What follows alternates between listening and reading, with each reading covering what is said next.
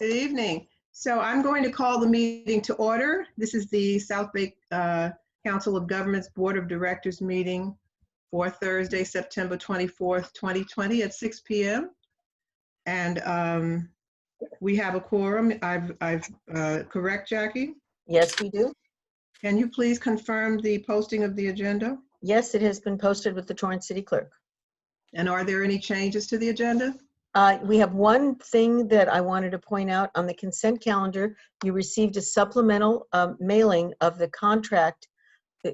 On item 6B, there was a scope of work, and we hadn't gotten the contract yet. And so we got the contract, we sent it out, and Councilman Chin, eagle-eyed Councilman Chin, pointed out that the scope of work showed that the contract ended in December, and the actual contract shows it ends in March. And I wanted to clarify that what we're asking you to sign today is to approve today is the contract. It does end in March. The funding is the same. It's $25,000.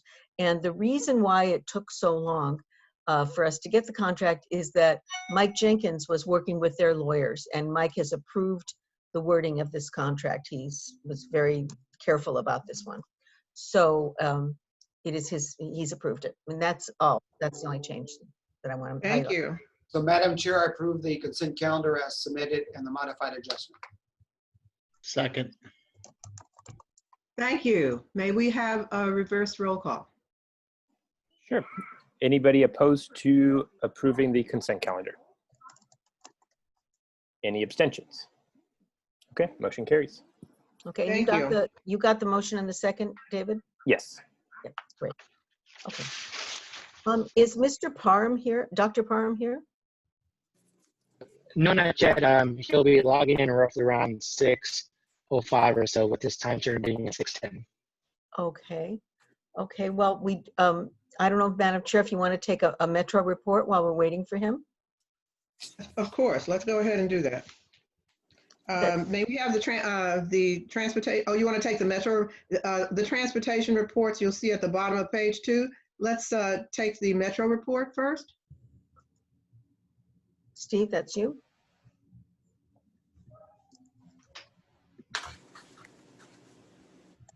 There. Okay, now I'm live and you can see me. Sorry. Very busy agenda today at Metro. The board of directors met and they approved. They talked about the Crenshaw LAX project, and staff is very skeptical as to whether that project will be completed by December. They're working literally daily with the contractors and their subs. The problem is there's a very complex testing that needs to occur once all of the systems are installed. That takes 5 months. So even if they finish in December, it's unlikely that the line will open before May or June at the earliest. They also passed their fiscal 21 budget. There were 15 commentators all saying more bus, more money. The Metro board decided to approve the staff recommendation, which is about $6 billion in their budget, which includes about $400 or $500 million in CARES Act funding, that one-time funding, in order to allow the budget to be balanced. They all know that this budget is very fluid, and they expect to come back at the mid-year in January and redo the budget if they have to for more money from somewhere. They don't know where they're going to get it from. They did an operations recovery plan. If you recall, during COVID, ridership was reduced by service was reduced by 30% because ridership was down about 70. Ridership is slowly coming back. It's at about a 50% of its previous level. They're still able to carry the riders with social distancing for now at that 70% of service. But they do expect to add service, and they authorized the CEO to add service as he needs to in response to overcrowding. Overcrowding in the old days was 130% of the seats. During COVID, it's been 75% of seats, and they're running about 55. So they have a little bit of a margin, but they're getting to the point where they're going to have to add more service in order to have social distancing. All the capital projects will proceed. None of them were canceled. Some of them will go on what's called a realistic schedule at Metro, which means their completion is likely to be postponed. Those pillar projects like our South Bay extension of the Green Line still are planning to get done by 2028 in Metro's mind. And Metro has begun working on the environmental report for the extension. Let's see, what else here? Do you want to hold the rest of your report, Steve? Because I see that Dr. Parham is here. Sure, my pleasure. Madam Chair, Dr. Parham, welcome. Thank you. Good evening, Dr. Parham. Good evening. How are you? Fine, thank you. Thank you for coming. Thank you for joining us. So I'm going to go ahead and introduce you. So this topic is Cal State University Dominguez Hills, 60 Years of Growth, Burgeoning Moments of Inspiration. And it's presented by Dr. Thomas Parham, the president of Cal State Dominguez Hills. Dr. Parham is the 11th president of California State University, Dominguez Hills, a highly diverse metropolitan university, primarily serving the South Central and South Bay areas of Los Angeles County. Established in 1960, Cal State Dominguez Hills is one of the 23 campuses that comprise the California State University system, the largest system of public higher education in the nation. Dr. Parham previously served as Vice Chancellor of Student Affairs and an adjunct faculty member at the University of California, Irvine, where he had been since 1985. For the past 38 plus years, Dr. Parham has focused his research efforts in the area of psychological nigrescence. Nigrescence extends through history by those victimized by racism and white supremacy. He has sustained a scholarly focus in the areas of racial identity development, African psychology, and multicultural counseling, authoring or co-authoring 6 books and 45 to 50 journal articles and book chapters. Dr. Parham grew up in Southern California and received his bachelor's degree in social ecology from the University of California, Irvine, his master's degree in counseling psychology at Washington University in St. Louis, and received his PhD in counseling psychology at Southern Illinois University at Carbondale. He is licensed to practice psychology in California. In addition to his duties as president, Dr. Parham remains an active member of the community, contributing his talents in the areas of social advocacy, community uplift, and youth empowerment. Thank you for joining us, Dr. Parham. We eagerly await your presentation.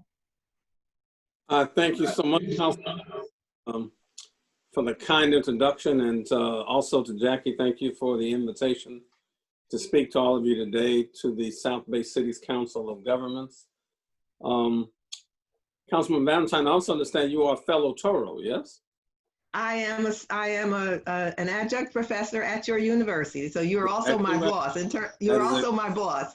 That is exactly. I wasn't quite gonna go there. I just said, let me just say fellow Toro. Thank you for what you do for our students as a part-time lecturer in our, I think, College of Business Administration and Public Policy, and in our That's correct. Public Administration department. So I really do want to say thank you. So I remind folk as well that it isn't really about a boss. A leader really is only as good as the work produced by the people who work with and for them.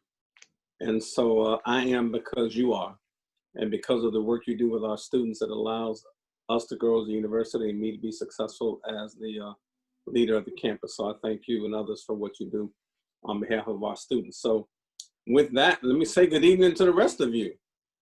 Good evening. Good evening. So, Good evening. Good evening.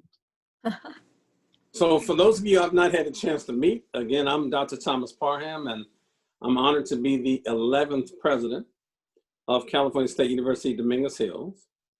And it's an extraordinarily university that is proud to serve, I think, the communities in this region. So I want to pause and see whether or not we have the PowerPoint slides available that will allow folk to, or whether I should proceed without them. There we There go. we go. There we go. Looking for. Now on a clear day, you could probably from that view from our library, see all the way into downtown Los Angeles. So it's a beautiful view. But like a lot of you, I would rather be meeting in person, but our current realities have brought us together today in a virtual mode. But once we are again able to gather together safely, I welcome the opportunity to host this meeting on our campus. And what better way to learn about the great things happening at your university, the only public university in the South Bay, by the way, than to come on campus and experience it. So this is my third year on campus. I was appointed in March 2018 and began my tenure there in June. After 33 years at the University of California, Irvine, where I left as Vice Chancellor.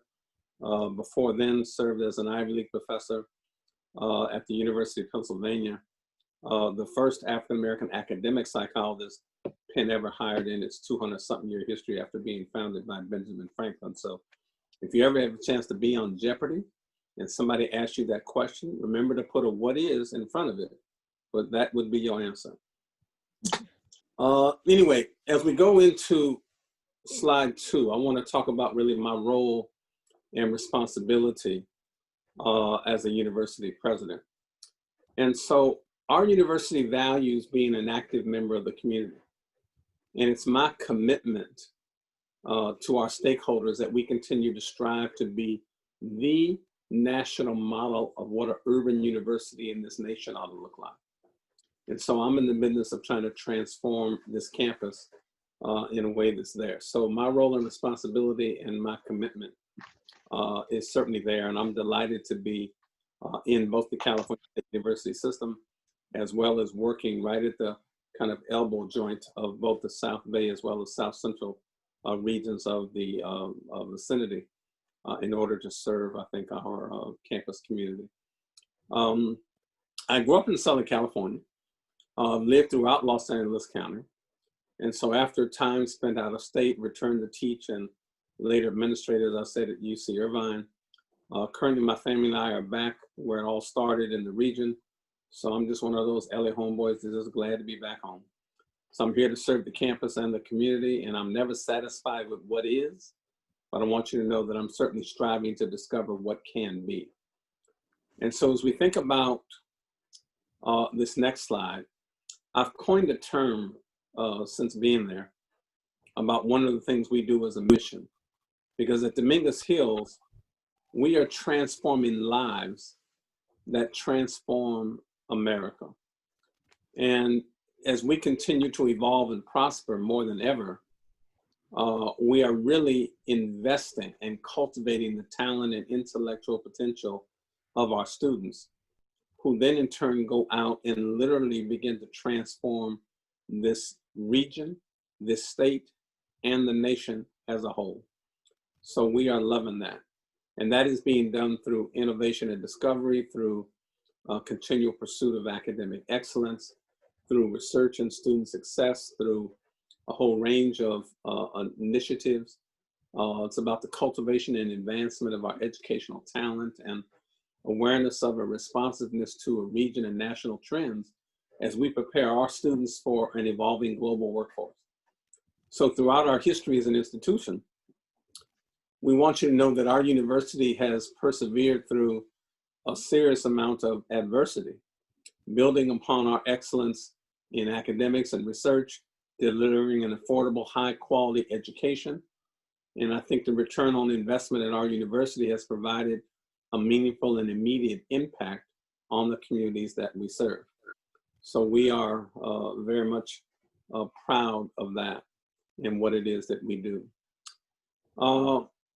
Our university's mission and the mission that we were founded on is probably more crucial now than ever.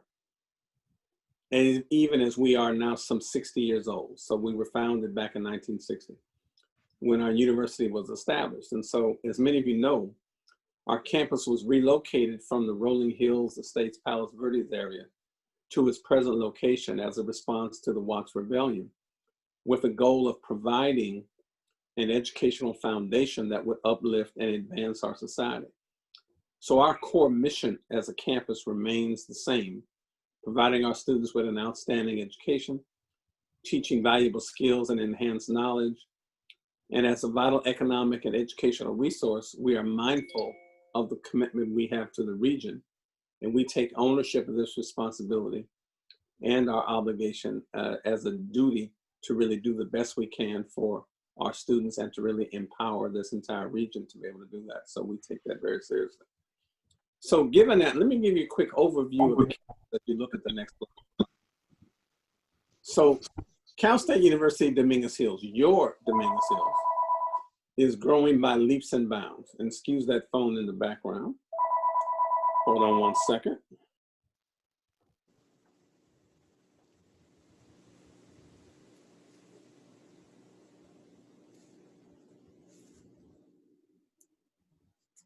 My apologies for that. So we're growing day by day. So what do we know about this year?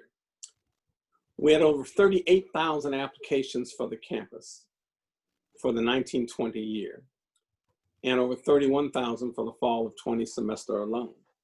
So we began the fall 20 semester with our largest cohort ever, just shy of under 18,000 students. So you'll hear people quote me sometime when I say that this is not your grandmother's or grandfather's Dominguez Hills campus any longer. Well, we are not the 6,000 or 7,000 or 8,000 student population any longer. We are literally touching 18,000 students, just shy of that. And so although the COVID crisis has shifted our institutional operations, our university's objectives remain the same. So what do we know about our campus and our students? 54% of our student body are first-generation college students. And the degree that they earn from our university can serve as a pathway toward career readiness. But most importantly, I should say, it sets our students on a successful trajectory for their lives. And the degrees that our students earn provide opportunities for social and economic mobility throughout their community. So not only do we have high numbers of first-time freshmen, we also have strong numbers of transfer students.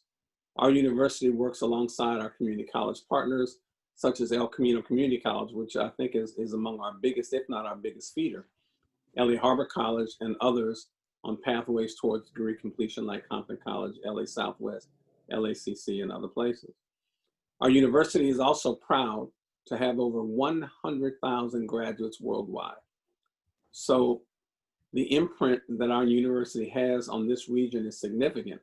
60% of our alumni live within a 25-mile radius of our university, with a vast number living right here in the South Bay. So we truly mean it when we say that we are the University of the South Bay. So as our university is becoming more recognized, not just locally, but statewide, we're also finding recognition, I think, on the national level as well. So 3 national magazines have placed your Cal State University Dominguez Hills high in their annual rankings for top universities in the United States, which includes significant improvements in some particular categories. So Business Insider magazine ranked Dominguez Hills 14th in the nation on its list of 24 campuses with the best return on investment for the dollars that people invest on our campus. Washington Monthly, in its 2020 college rankings, Cal State University Dominguez Hills achieved 21, right? We're 21st in Masters University rankings and 14th in best bang for the buck. Also, Money Magazine placed our university 49th in the category of best public colleges and 74th among its annual rankings for the best colleges in America. So when you think about that, university is achieving prominence, not just locally and regionally, but even on a national scale.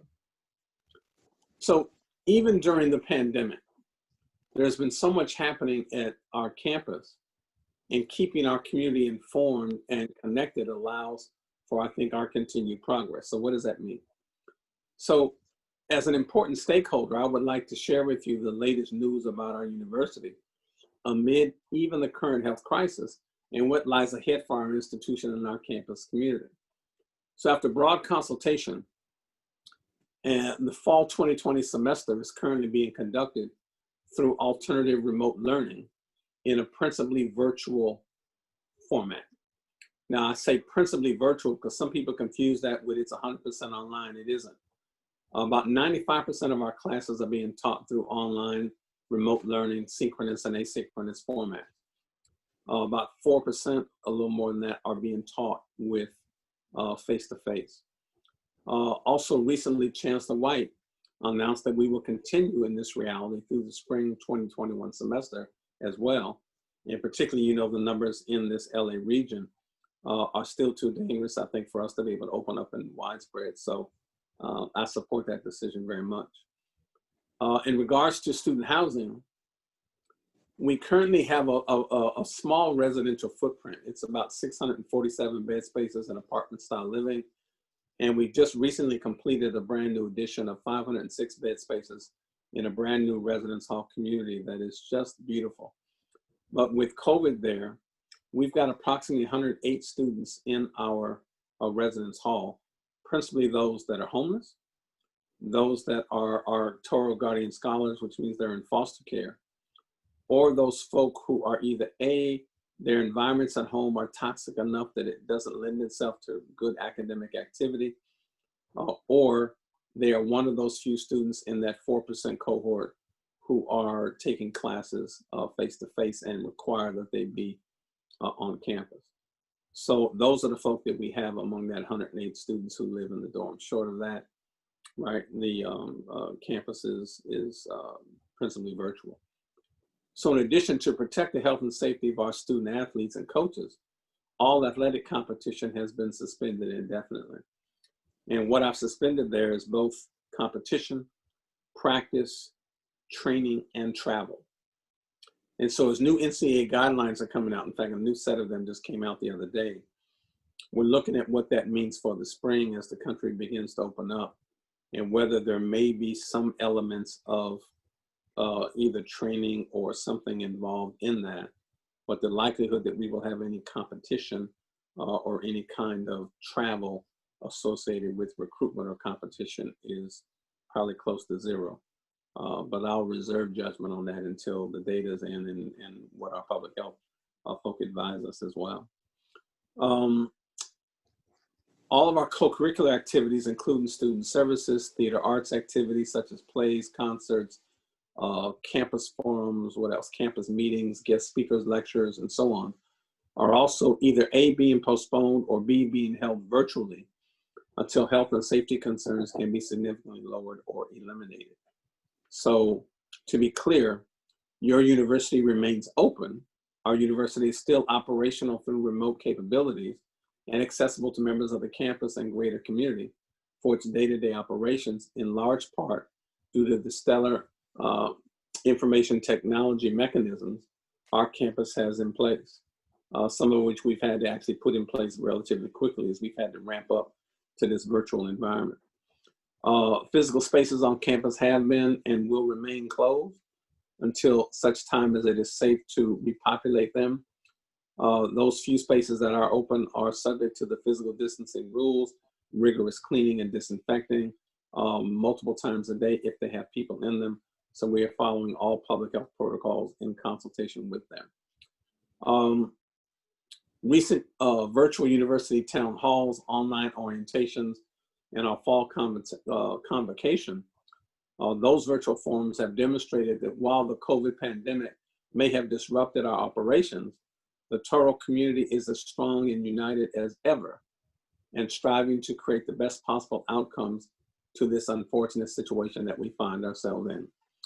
So your university, Dominguez Hills, will continue to grow and expand year by year, rapidly positioning ourselves as one of America's leading urban universities. And as I mentioned before, our enrollment has experienced a surge in recent years as qualified high school students and transfers from community college recognize the quality and the value of the CSUDH education.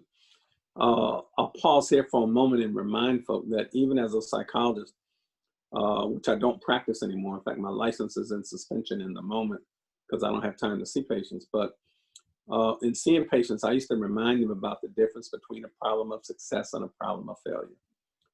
So when you have an enrollment target of X amount and you are significantly below that target, that is a problem of failure.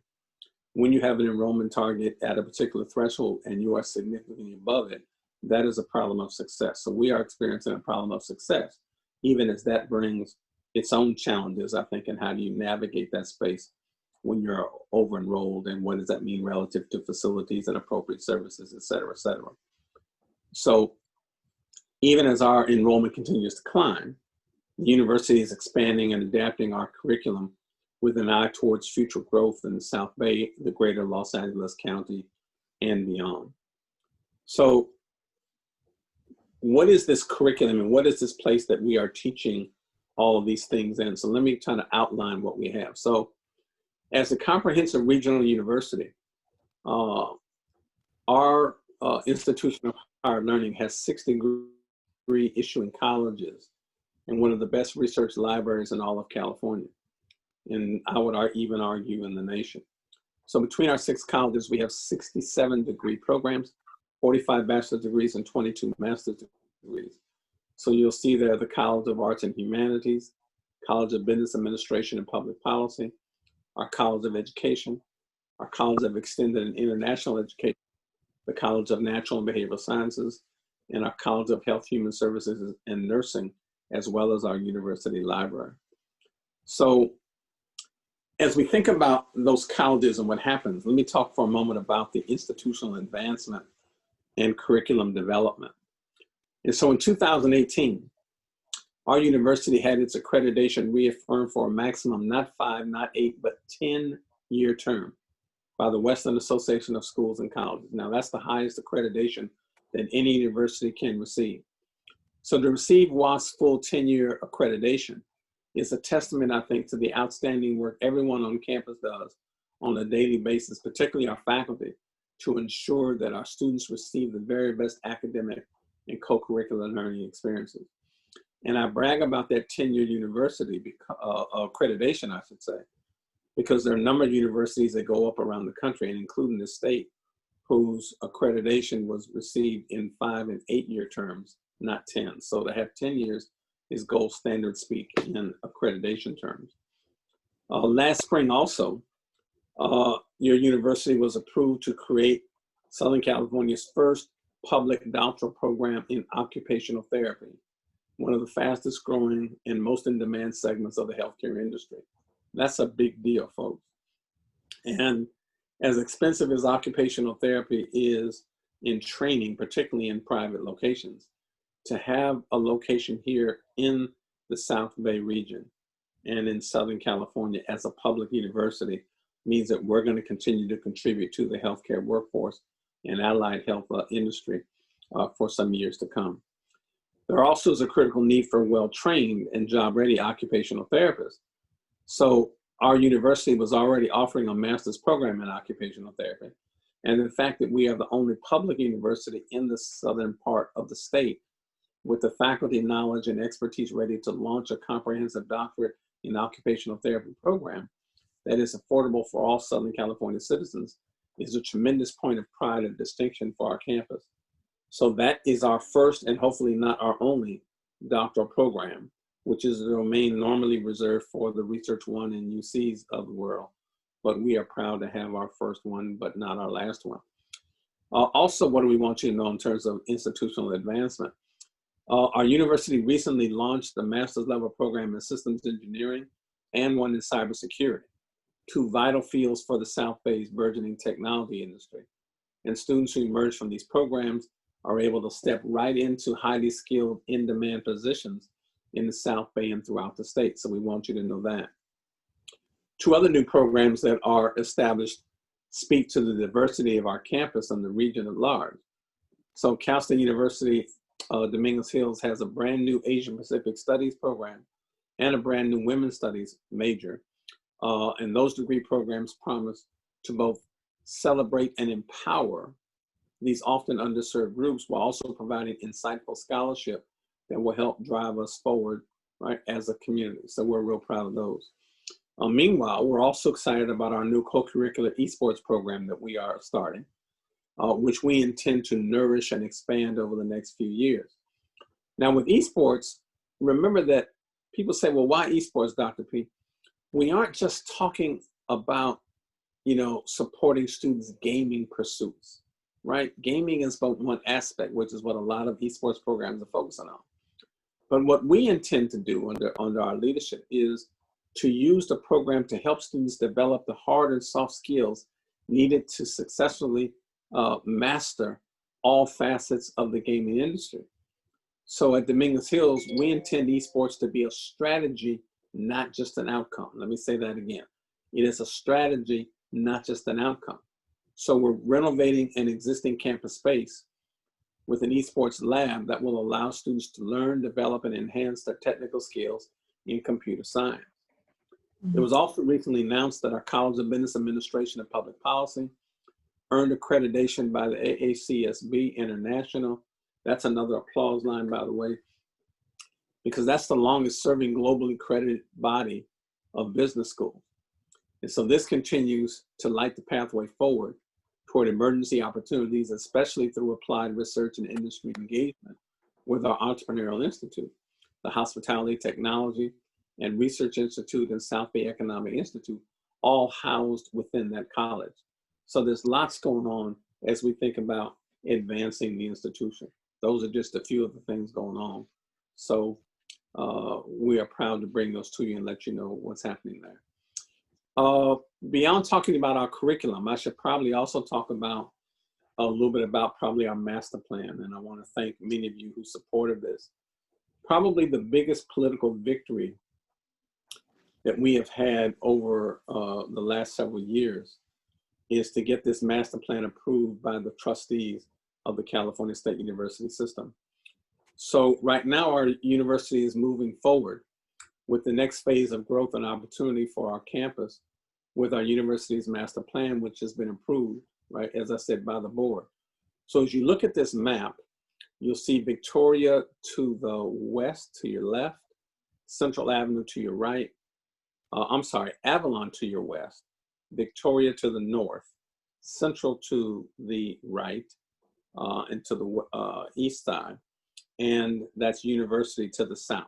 So those are the four frames of where we are. You'll also see the Dignity Health Sports Park that is right there in the middle to the upper left quadrant of the diagram. That is our campus land, by the way, so we are very, very proud of that and the arrangement that we have with AEG Entertainment there.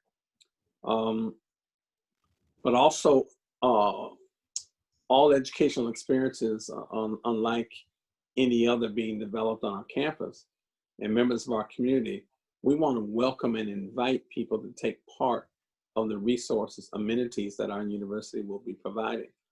And so when you look at the right side of the frame from about the 1 o'clock location going down toward 2, 3, 4, 5 o'clock, those are the parts of the new master plan that we will be building out.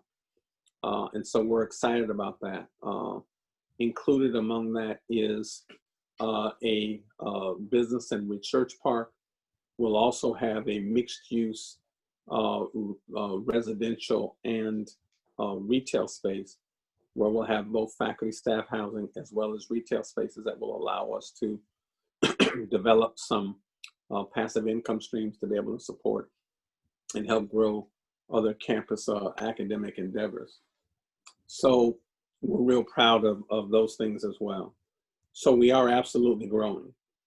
So as you think about our growth, with our enrollment and curriculum expanding, the physical campus of the university continues to grow as well, with 3 brand new buildings at or near completion. So these state-of-the-art facilities will enable the university to meet the demands of increasing enrollment, as well as allow us to push forward with new programs and curriculum that are designed to prepare our students for the jobs of the future. So construction has been completed on the 91,000 square foot Science and Innovation building. So you see that to the left. And so that now will be the face of this university. So oftentimes, and I say that jokingly, but not so much, oftentimes when you see pictures of this university, most of the time we are promoting the picture of the local student union, which is kind of a support space with food eateries, conference centers, rooms. Many of you, I think, have been there for conferences and meetings. Except in my mind, no longer will a student center be the face of a university campus. We need to have an academic building. And for right now, that science and innovation building, in fact, will be that picture. So we are excited about that. That particular building will house and teach teaching and research laboratory space for chemistry, biology, and physics courses. And also its Toyota Center for Innovation and STEM Education includes a cutting edge fabrication laboratory that is already in use, by the way. So this time we created face shields this past spring for frontline healthcare workers during the COVID-19 crisis. And so before the Toyota Corporation left the South Bay, a legacy gift was also made to our campus. And through their investment in our university, is developing STEM programs and innovations that will not only make a difference on our campus, but throughout the community and the schools that we serve. And so if you think about that, I want you to take a look at that mobile fabrication laboratory right there in your left picture. And so in partnering with Toyota's mobile fabrication labs have been designed and developed to expand in the K-12 format. And we are taking these mobile fabrication labs out that are pulled by a Toyota truck. And much like a transformer toy, those trailers right there expand into these fabrication laboratories where you see these young minds getting excited about learning, which is really the key to education for young people. It's not teaching them first grade concepts and pre-K ages. It's keeping students excited about learning and dissipating some of the fear and anxiety that people have about learning new subjects. Well, that's what this is doing. And so we love this particular work. And CSUDH credentialed students with additional tools or teaching techniques engage and excite these students about STEM fields. And so we welcome the opportunity to work with any of your cities or school districts on having our mobile fabrication laboratories, visit your city in those events. So I want to close this by really saying that your university, and I say your university, is growing. It is thriving. And even as we are a resource constrained environment and looking to do some new things, we are in fact trying to make a big difference in the community. So what I'd like to do is to kind of suspend the rest of the presentation. And I want to see if we can't go to the video toward the end so that I don't take too much of your time this evening in explaining to you what's going on with the university.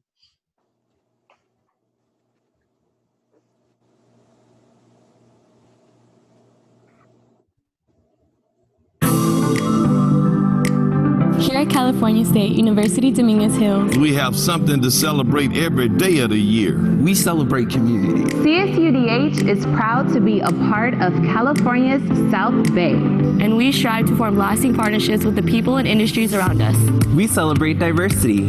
Every person is unique. And it takes all kinds to create a vibrant, exciting community of learners and scholars. We celebrate the opportunity to dream. We help students bring their dreams to life, transforming themselves and the communities that they call home. We celebrate achievement. Our graduates have gone on to become state and national office holders and leaders in science, industry, and the arts.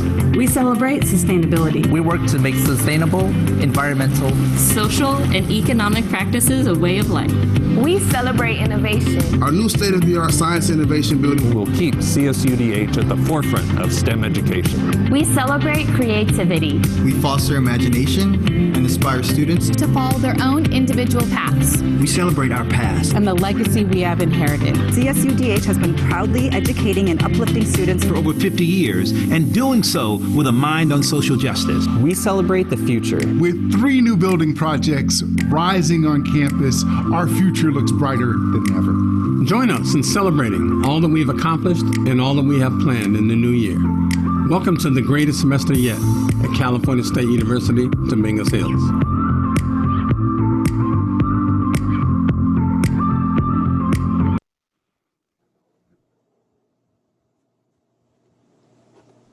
So with that presentation, I want to conclude by reminding folk, I think in the Zoom today are members of my team who have joined me.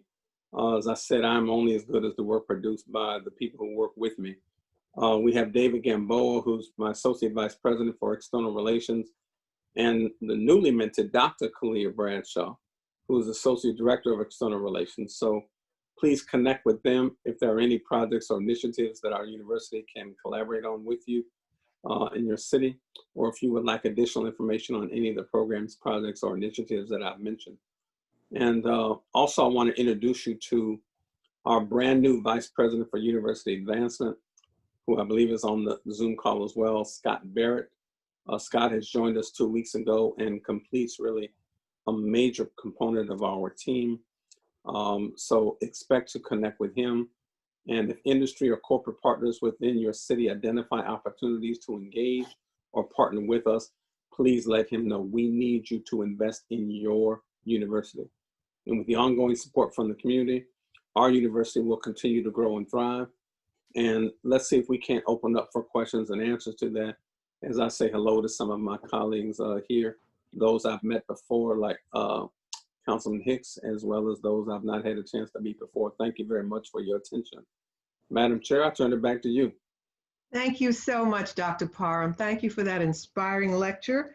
And I personally, I know we have some questions, and before I get to that, I want to just thank you. And there was something you didn't mention. Your leadership and the leadership of the other of the college presidents turned us on a dime from in-person instruction to online instruction, right in the middle of the school year. And I want to thank you for that. Those of us who taught in person had absolutely no idea how to teach online, but we all received comprehensive and vigorous instruction in online instruction. And so I think some of us turned into experts. I won't say I am, but some actually really turned into experts in it. So thank you for that. No, my pleasure. And it isn't about the personality of a president, but it's about the principle. And our twin North Stars, both on this campus as well as in the CSU system, are the health and safety of our campus community and making sure that we still strive to produce academic excellence in the midst of whatever adversity that happens. So the goal is not to say, let's wallow in the wheel because adversity hits us. There will always be instances of unjustified suffering, unmerited pain, and undeserved harm in life. The question is not does stuff happen, but rather, how do you sustain some movement or momentum in the face of that adversity? And with all of your help and support, we can get through that and keep on moving. So please continue to support us. And thank you for what you do again. We have some questions, Dr. Parham. Good, let's take the questions. All right. Council Member Britt Huff. Yes, thank you, Dr. Parham, so much for that encouraging report. I'm from the city of Rolling Hills Estates. Oh, hello. And, how are you? I was so encouraged by this figure of 54.5% first generation. And your strong relationship with the community, our local community colleges. I'm a strong advocate of the importance of having that low-cost education available. Do you find that that you have quite a dropout rate of those who do come in as freshmen that need to come back through the community colleges? And also, you mentioned 38,000 applied. Was a high percentage of that coming out of community colleges? So let me address both of those questions. So historically, the Dominguez Hills campus has had a high number of transfer students coming from our community colleges. And like many of the Cal States, I think that's been true. What has been interesting at Dominguez Hills is that for the last 3 years, and this started a year before I even became president, we began to exceed our enrollments in our freshmen. So while we have historically been like this, we're now starting to do this with our freshman classes really moving up. So we are increasing in the number of students there, even as we maintain our enrollments of transfer students there. The second question has to do with the, they're moving through. So unfortunately, what is happening is that we have too many of our students who we are admitting, but are not finishing in fast enough and are becoming casualties of things. So we've had to do a deep dive in the last couple of years about what are those factors. So there are social forces and environmental circumstances that make them kind of a population at risk. And so if you think about this, and I'll try to be brief, we have a high underrepresented minority population. So we're about 63-4% Latinx, probably 12 to 14% African American, probably 10% Asian American, probably 8.5% Caucasian, less than 1% Native American, and less than 1.5% international. So we've got almost 90% students of color, which is a great ideal mix for the diversity that the country is really struggling with now. We are really that urban experiment that everybody's trying to figure out, can't we all just get along? So bravo on that. But when you take that one variable, the underrepresented students and students of color, we also are a high number of them who are first generation. We have a high number of them who are Pell eligible, meaning the Pell grants that they apply for. And of the 70 to 80% of our kids who are on financial aid, of those who are Pell eligible, 60% of them have an EFC, that's an expected family contribution, of 0. That means that the families are so economically challenged that we don't even expect them to pay a dime towards their education. On top of that, based on some of the schools they come out of, they have a high need of some level of developmental education and remediation. So when you think about those four variables, underrepresented minority, high first gen, high Pell eligible, and high in need of some developmental education, there are some campuses in the state that have less than 1/2 of 1%. Let me say that again. Less than 1/2 of 1% of those variables in aggregate. But you get to a place like Cal State University Dominguez Hills, where more than 50% of our students have those variables in aggregate. So it takes more resources, it takes more time, it takes more attention to be able to educate a population like that. And while I value that as a mark of privilege to be able to teach those students, what I do know is that it is more of a challenge. And so we are working on blown up advising models and doing things differently. We're working on a challenge to faculty, as the councilwoman would tell you, to better own student success. We're looking at helping students to be more equipped with the technology resources and other things, particularly in COVID, to help them better compete. And so our numbers are now beginning to creep up in the way they should. So we're hoping to continue progress on that as we continue to do that as a campus community. Wonderful. Thank you. Are there other questions for Dr. Parham? Well, thank you very much, Dr. Parham, and please come back and visit us again. I will look forward to the opportunity to come back. And again, I want to make sure you remember the names David Gamboa, who's my Associate VP for External Relations, Dr. Kalia Bradshaw, Associate Director of External Relations, and my new Vice President for University Advancement, Scott Barrett, who will be glad to engage you, as will I, in doing that. And if you're looking for ways to invest, there is no greater investment than you can make in the learning institutions that are here right in your own backyard in South Bay. We will look forward to engaging with you at Cal State University Dominguez Hills. So thank you very much. Olivia. Thank you so much. Olivia. You have a question?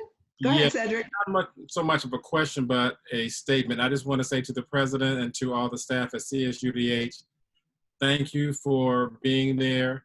It's very humbling and proud to see my university be showcased today, because I wanted to make sure that everyone knew about the, not say the secrets, but I think the uniqueness of the university and what is offered at the university. Many people drive by that location and don't have a clue of what's available inside. So thank you for enlightening this organization and those that are watching what goes on in that building. And Councilman, I want to say thank you. I know you have been a staunch supporter of our university, and we really appreciate you on that and helping us even navigate some of that old terrain, I think, and the residual baggage we had to get rid of. But also, I want to just underscore what you said as well, that we want people to know why what we do on that campus makes a difference in their life. And that's what you have at Dominguez Hill. So we want you to come in and be a part of that. But we also want you to invest. There is no greater blessing in life next to being a parent than being entrusted with the personal and intellectual growth and development of young people. And you as a community have a chance to adopt this university and make it your own and provide the investment we need to not be just one of those other regional comprehensive places, but the model urban university in this nation on a whole range of things. We can get to that space. I look forward to partnering with you to help us get there. Good. Thank you, sir. Olivia, I have a quick one. This is Rodney Tanaka. Dr. Parham, the one thing I didn't hear you say was about the high school kids that are getting college classes on your campus. Yes. And you guys are doing a really great job with them. And I'm a 49er, but I really applaud what you're doing to our high school kids right now. Thank you. I appreciate that. And you're absolutely right. They only gave me a certain amount of time for the presentation, so I couldn't get it all in. But Mr. Tanaka, I appreciate you mentioning that. And bravo for anybody who comes out of a Cal State system. It's a marvelous system and the biggest system of public higher education in all of America. So we appreciate that. And we're going to continue to do the best we can for those high school students. Yeah. Thanks for a great presentation. Thank you. Thank you, Dr. Parham. Are there any other questions? Thank you again, Dr. Parham. My pleasure. Good to be with you. Let's continue with our Metro report. Steve Lance. Yeah, I'm here. Thank you. The next item on the agenda was the long-range transportation plan adoption.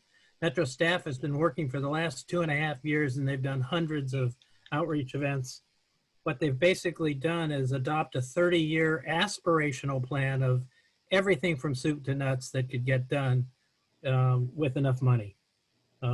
They also today approved the initiation of a 10-year short-range transportation plan. A short-range transportation plan was typified today as the Get Real plan. Things that we can accomplish in the next 10 years. I think basically the only surprise to me was that the plan had vehicle miles traveled as a policy, and the board isn't comfortable yet with it. They want it to be considered a policy alternative and to bring back to the board whether we're going to use vehicle miles traveled as the way we're going to define equity. There was also a lot of discussion about geographical equity to make sure that the South Bay and the San Gabriel Valley and the other parts of the county get their fair share of the resources so that you don't end up just having the stuff go to the urban core. I think community safety and approach to system security and law enforcement. As you may know, Metro has 3 contracts with the Long Beach, City of LA, and county sheriffs to provide public safety on the system. They're looking at use of force in all 3 of those agencies, and they're going to develop for the first time a use of force policy for the transit security personnel who before have not had that policy in place. They're looking also to use to reallocate some of those private security resources to PATH, HOPE, and MET to provide more social service on the buses to help people who are riding the buses who are homeless get to the services that they can get to off the system. Right now, they only have $3.5 million available a year, and they want to get more resources into these social service organizations to help folks not have to ride the bus as a form of housing. There's fare capping versus a fareless system. You may have heard a month ago or so that Phil Washington announced that he was going to do a 90-day study on a fareless system, meaning that the Metro would not charge fares. There's been a lot of discussion over the last month, and a new concept has also been developed called fare capping. And under that policy, you would pay a fare up until the point where you paid enough to get a weekly pass or paid enough to get a monthly pass. And then the fare would be capped for the duration of that pass period. So they're working on ways that that fare capping technology through a new tap card would be able to eventually reduce the fare down to zero for those fare categories that are most needed, whether that's the low income fares or students and the elderly and disabled, whatever categories they want to do first. Rather than doing an all at once fareless system, they're looking to see if they can pull together this technology that will allow them to implement the fare capping and the fareless system at the same time. I think that was it. Questions? Thank you, Steve. Are there questions for Steve? One quick comment. It's either under Steve's report or Christian's report.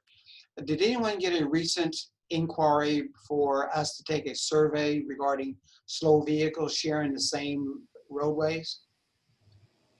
I don't know that. I'm not aware of that survey. Okay. Thank you. Yep.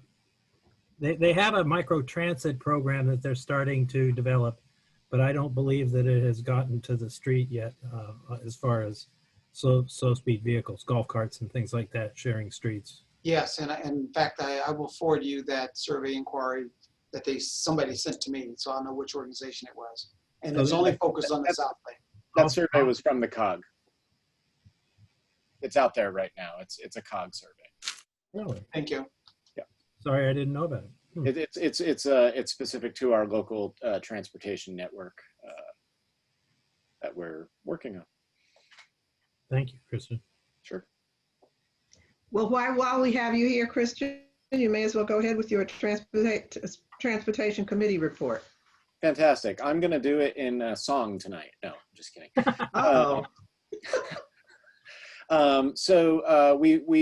We were dark for 2 or 3 months there. So just a quick update. We had a presentation from Caltrans, the District 7 director. Just so you all know, they have a new ambassador program. You should be, and/or staff should be hearing from these ambassadors. It is not one ambassador for all of the South Bay cities. So they've kind of got us broken up into, different groups, but just know that somebody will be reaching out to both you and your staff to introduce themselves and try to build a better relationship with Caltrans. In case you want to talk with your public works directors, clearly, we provided everyone with the annual performance evaluation report and the monthly reports. So if you want to know what projects you have going on, all that information has been distributed. We had just a few reports on the next gen transit study. So there is more information coming on that to you guys. And then, of course, Steve had an update on the Measure Our Transfer policy update. And Steve, I don't know if you want to just kind of give a brief overview on that. Yeah, there's two items actually. If you remember that we had a policy come through the board that recommended using highway money for transit projects.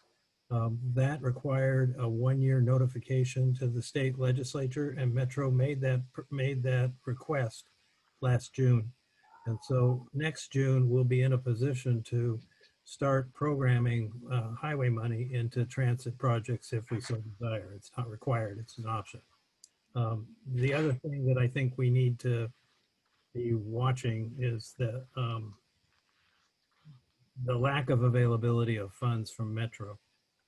We had, remember, we had initiated a process to start our annual Metro budget request. We were going to be meeting with individual cities in August, but Metro called us and asked us to wait on that until we had a better picture of how much money they might have for new projects and for additional funds for existing projects. We expect them to get back to us in October so that we can reconvene these one-on-one meetings in November and December and have a recommendation ready to go in January. There are some projects that really can't wait. So I may be bringing forward additional funds for existing projects on a different schedule if we can find the money to fund them. Even if we get our Metro board approval, I mean, our COG board approval of them, we would still have to get that through the Metro board. But some of these projects are underway and they really can't wait for the additional funds that they need. So we're going to try and expedite a few of them at least that are the most critical for existing projects that need more money. And that's all I got, Olivia. Thank you. Thank you both. Now I'm going to turn it over to Jackie for the program action items, reports, and updates of the COG. Great. Thank you very much, Madam Chair. I'd like to start off by introducing, and I can't find her now, Colleen Farrell. There's Colleen. Colleen Farrell is our brand new communications manager. And I don't know where she is on your screen, but she's on the bottom of my screen. Colleen, wave. She comes to us with a lot of experience. We're delighted to have her. She's getting up to speed, and we're hoping that, well, we know that our communications will have received a giant uplift, and she wants to be working with each of you as she gets acclimated. So I just wanted to make sure you see her, and if you get an email or a call from Colleen Farrell, that's who this is. Thank you, Colleen. Thank you. So I'll go on and talk about the rest of our program. In your agenda, the next item is endorsing for the AQMD. It turns out, as you know, that Judy Mitchell is not running for re-election, and she is our representative on the AQMD board. We elect by sectors of the basin, and we are the West City sector. Our area includes Gateway cities, South Bay cities, West Side cities, and I think Las Virgenes, Malibu. So it's a lot of cities, and the election will happen after Judy steps down. So we have a candidate from our own area, and that is Justin Massey. And I think Justin is here, and we can call on him to say a few words on his candidacy. Okay. Thank you, Jackie. Thank you, Madam Chair. I will keep it quick. Thank you all for your vote of support at the steering committee. Since most of you were there, I won't repeat all of it. I will happily answer any questions you have. I did want to just share a tiny bit of background about AQMD for those who don't know. The South Coast Air Quality Management District, or AQMD, basically regulates stationary air pollution sources in Orange County, LA County, San Bernardino County, and Riverside County. And this is one of the seats on the governing board. The stationary air pollution sources make up about 10% roughly of our regional air pollution. So it's a significant portfolio. It's an important seat. We've been served well by Judy, and I look forward to replacing her if I get the vote of the mayors of the western side of LA County. So with that, Madam Chair, I'm happy to answer any questions. I'm also happy to elaborate on my interest and qualifications if you want. They're in the one-page sheet that's attached to your agenda as well. I call everyone's attention to that one-page sheet, please. It's page 43, if you haven't already taken a look at it. Do I have any questions for Justin? No, Madam Chair, I move that we adopt Justin Macy as our endorsement for the absentee of the AQMD position. I'll second Foils. All right, thank you. And there is a question, so I'm going to go ahead and take a question now before we vote. George Chin. Thank you, Madam Chair. Since I'm probably one of the newer person on the board and I haven't met Mr. Massey, I'm not sure what the process is. Is this a seat that we're endorsing as someone from the COG? Because I'm not even sure what the process is. Does a COG endorse political candidates? Maybe someone could help me.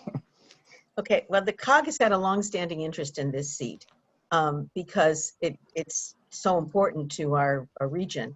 And as I said, the seat involves several different COGs. But the way the election actually takes place is it's going to be a majority of the cities in the region and a majority of the population of those cities. So for example, Long Beach is in the region. Long Beach has a lot of votes, but they don't have, but you would still need a majority of the cities. So it's a very complicated vote, and Justin maybe can talk to you more about it, but it's the way AQMD has always done it, and I think Metro, I guess, works the same way. And and the election won't be till December. We haven't heard of any other candidates. We have endorsed Judy every time she's run. It turns out, I'll just give you a little trivia since you're new. About 10 years ago, I guess, there were 2 seats on the AQMD board for cities. One seat was the East Side seat and one seat was the West Side seat. The West Side seat included the city of LA. It was the same thing as we have before, a majority of the cities and a majority of the population. So LA City had a majority of the population. And every time our cities would try to put somebody up, LA City would vote for their person and it would stalemate the whole thing. And we had to all vote with LA City. So it turned out to be an LA City seat. For the first time ever, I think it was our first time, the COG went and hired a lobbyist in Sacramento. We did it with, I think, a couple of the other subregions, but we were the lead. We hired the lobbyist. We got legislation to give the city of Los Angeles their own seat. It's a big enough city, they ought to have their own seat on the board. And that seat is currently actually being held by Joe Buscaino. But so LA City has a seat, and now the smaller cities each have an opportunity to be on the AQM board. We never had that opportunity before. So we've been very interested in this seat a very long time. I don't know if that answers all your questions, but that's the history. Okay, I was just wondering, does the COG, is this like a special case, whereas I'm going to make up something more closer? Does the COG ever, or does it, this is different than like endorsing for an assembly seat or a Congress seat? You see what I'm getting at? Yes, yes. No, we don't endorse for, we have not ever, I mean, we can, I suppose. We have never endorsed for a partisan seat or any local city council seats. But for our regional agencies, we have endorsed. We've endorsed, I think we endorsed Jim Butts for Metro.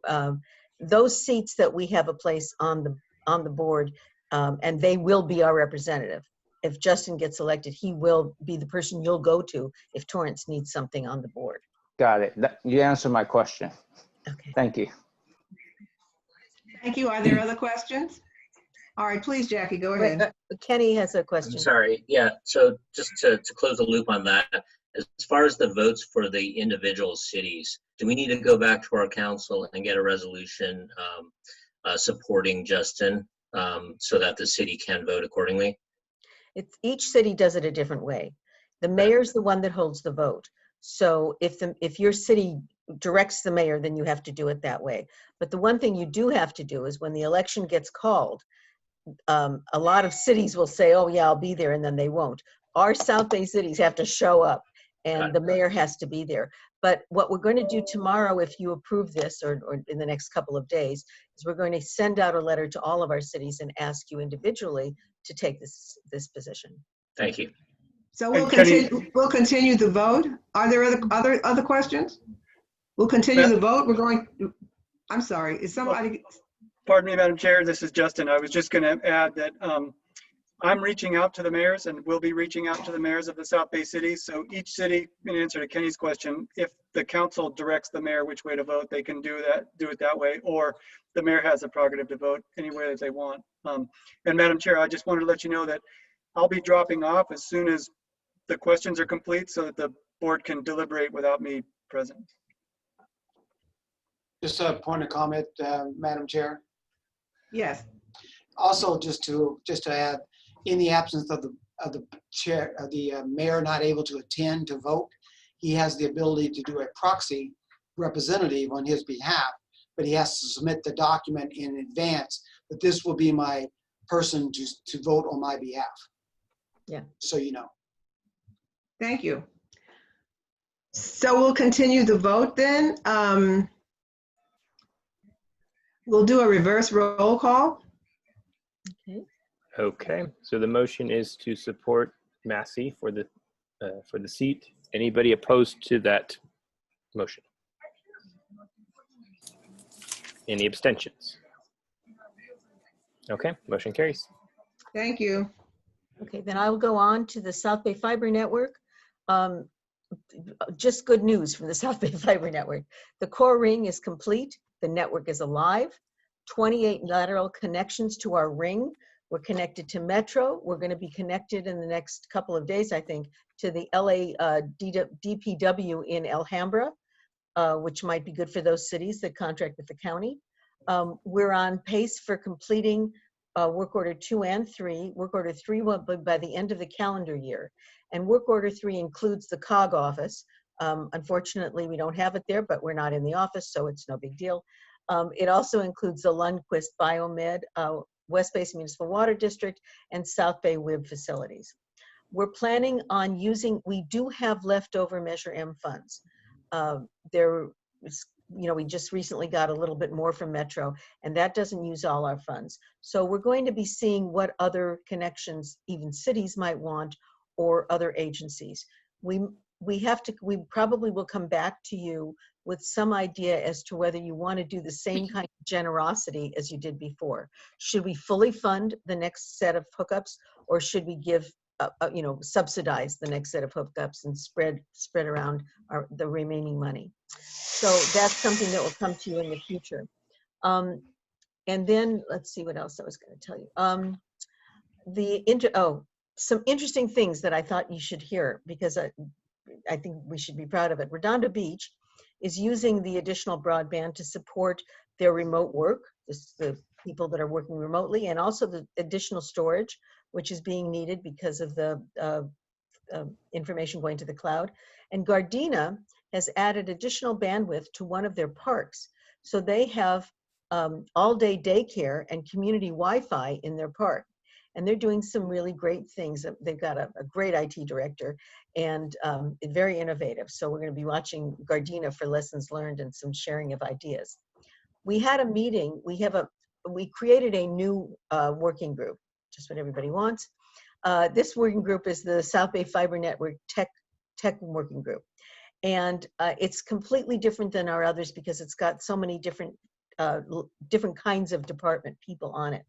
On this working group, we're going to develop a path towards network applications. We're going to be educating ourselves and others and looking at the capacity across organizations. I don't know, I'm missing something.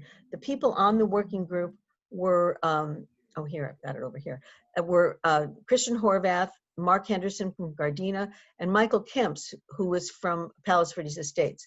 Those are all council members who, Christian's got a lot of interest, but Michael and Mark in their day jobs do IT work. So we thought they would be good to have on the committee. Public Works directors were there, IT directors and community development directors. We want to have across a lot of department directors so that we will understand how this can be helpful in different departments within the city. I think the group decided, apparently it was a good meeting because the group decided to meet monthly. So we're going to be meeting the third Monday in the afternoon of every month. And one of the first things I think we need to do is understand just the institutional arrangements and organization of how broadband works. Where does the PUC fit? What are carriers' rights and authorities and roles and responsibilities are, so that we know the kinds of things we can do on our network. So it was really exciting, and we're going to be moving forward. And if you have any interest, let me know. You'll hear a lot more about it, because what we want the group to do is generate tech talks that we'll be publicizing for us all to learn these things together. The other thing we did, and I'll just move on, is that Wally and I yesterday attended, were zoomed into the California Broadband Council. The governor has said that the governor's executive order has said that a statewide broadband plan has to be delivered by December of 2020. So there's a council that has been created, and we listened to the meeting of the council that's preparing how they're going to do this plan. The thought is that we ought to be obviously involved in this and also send comments to them for the plan that not only addresses what they're looking at, which is rural, but also urban. I think COVID has really heightened the fact that it isn't just going into the rural areas and connecting areas. It's really bringing everybody up in where we are in broadband in our region, in the United States. So you'll be hearing more about that too, and we're going to be providing comments to the California Broadband Council. And then today, last thing on broadband, we have a very, very interested friend, and that is Assemblyman Marisucci.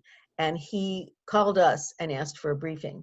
So we had over an hour conversation with him to talk about where we are with the broadband, and he is looking to us also, as we look at the Broadband Council, for what kind of legislation we might be able to suggest for a pilot project in the South Bay, whatever. So we're going to be keeping in touch with Assemblyman Succi on all of this.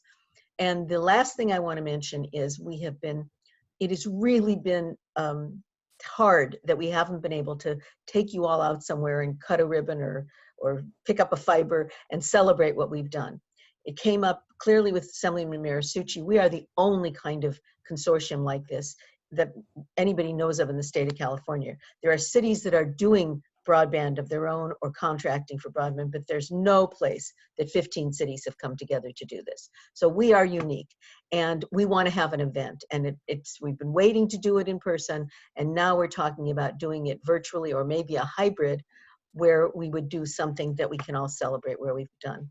We're looking at the last week in October. I know it's right before the election, and if you don't like that, speak now or forever hold your peace, but we're going to start trying to plan an event that will probably include some videos, and we'll invite a few people to come, and we'll have Zoom. So we're working on that now. And that completes the broadband report. The fiber network report. If anybody has any questions, I'd be glad to answer them. So will there be cake, Jackie? I don't know if there'll be cake. As a matter of fact, the staff sent me something about a hybrid celebration, and it said, food. And I said, I'm not sure is there a liability to serve food under the COVID time? Do we want to be doing that? So we'll be letting you know. Okay. No cake for me, please. Yes, definitely. Jackie. Yeah. Are there questions? Yes, there is. I just had a question, just because I know in the city of Carson, all 5 of us are in election mode because everybody's running. That last week, I don't know if any of us may be available, but I'll try to squeeze in some time. Okay. Well, as we get it figured out, and Colleen is listening to this too, then we don't even know if we can get it done that fast, but we want to. We need a date. We need to get this. We need to celebrate. This has been too great a project for us not to celebrate. So Jackie, I agree with you. I also agree with Cedric. It might be not a good idea the last week in October, because I know, in my city, I'm not running, but everyone else on the council is running for something. And I'm sure that's true in other cities as well. Maybe could we make it, say, the first week in November or right after the election? We can do it right after the election. I'm sure nothing else will be on anybody's mind. So. Right. Okay. Except sleep. What? Except sleep.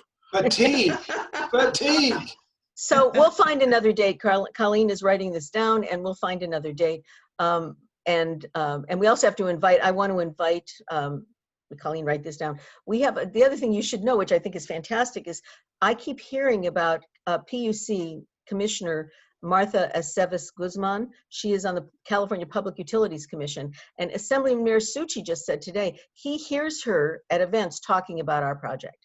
So we have to invite her, obviously, to participate somehow in this project, as well. So it's very exciting, and we will move it from the last week in October. Thank you. Thank you.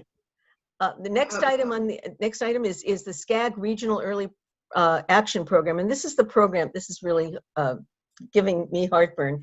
This is the program that SCAG is offering to give our cities, or to make available to us, $600,000 over the next 3 years until June of 2023 for programs that promote housing. And they have a consultant who is actually a stickler. I mean, we have to show when we start something that it's going to promote housing, which is a little confusing, because if you're doing a study and you want to do it and not have any preconceived notions, that doesn't work for this program. You have to already have a preconceived notion that you're going to build housing. So what we've done is we have just today, Wally and I this afternoon had a discussion with SCAG, and I'll just give you some ideas. We have a project that the COG is proposing, and they said this would fit, where we would find cities that, and of course we have to say to SCAG that those cities would be willing to consider doing the results of this project. I mean, we can't just do it on spec. We have to do it for those that are interested. We would be looking at commercial areas and working with developers on what it would take financially, feasibility-wise, pro formas, to build those commercial areas into housing. And it would be areas that are non-performing commercial. So we're going to be talking to community development directors about that project, which does qualify, and we would work with cities on that one. A second project, and the next ones I'm going to mention to you, all came from your city community development directors.